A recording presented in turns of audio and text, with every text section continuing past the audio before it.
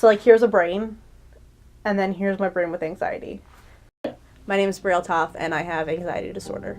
I remember the deciding factor on me going to the doctor to get medicine was I woke up at 3 o'clock in the morning freshman year, a month into freshman year of college, and I called my mom. I was in cold sweats, crying my eyes out because I didn't know how I was going to pay my student loans off when I was 40 years old. Like, why was I worrying about that in September? Like, what? Like, what's glamorous about that? Nothing. So, I don't know. I just think people are super ignorant, and that's one thing I learned because wasn't aware of it until it was me. What mental illness is has very specific criteria depending on the diagnosis, what the person must meet. Usually you have to have symptoms for an extended period of time, say X out of Y number of symptoms. Not everybody has the same exact symptoms, so you usually have to have a minimum number of symptoms, within a matrix kind of what those symptoms might be. But it's not just about something that's dysfunctional. It has to be rare as deemed by society. So over time, our definition of what's normal and abnormal has certainly changed, depending on society's kind of standards of what we accept as being normal. So for anxiety disorder, I take 2 different medications. I take one in the morning and one at night. I've started taking them about a year ago, and they've really helped me out. I've noticed that I'm a different person since I started taking them. I have panic attacks way less frequently. I worry way less. I went from having panic attacks like roughly every day to having them maybe once every 2 weeks. And that's a huge step for me because it was every day. So the general, at any given point in time, 1/4 of the general population is suffering from mental illness, and that's probably underreported because a lot of people deal with issues and don't seek out help.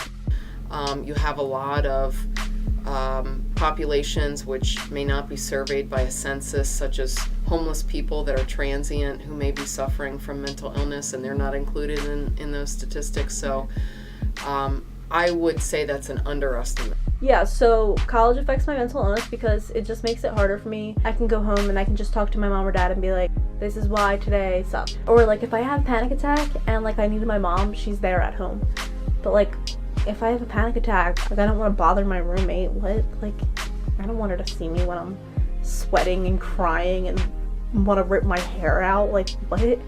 I don't know, it's just weird, and like I'm not myself, so I don't want other people to see that part of me. I think you see increasing rates of depression and anxiety among young people because of changing society and societal pressures. It's a lot different. Everybody goes to college now, and everybody has to get a job now, and finances are different now, and I'm a perfectionist, and so I can totally understand where students are coming from with struggling to be their best and achieve grades and be liked and have friends and all of these other things. So I think it's a constant struggle, but there's a lot of factors that really go into that. So my friend had a mental illness, and I was in 8th grade when I was dealing with that.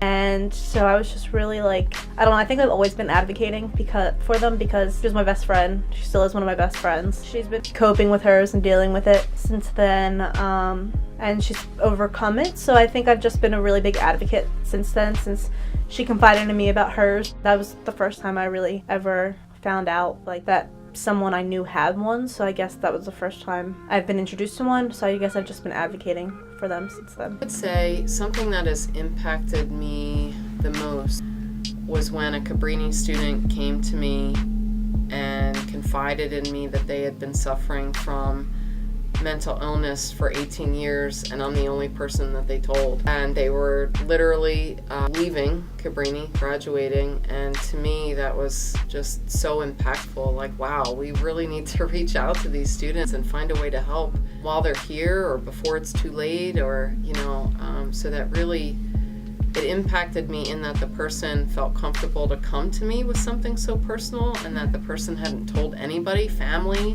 That made me feel like, okay, there's more that I can do, and I'm here for a reason. People always tell me to stop overthinking things.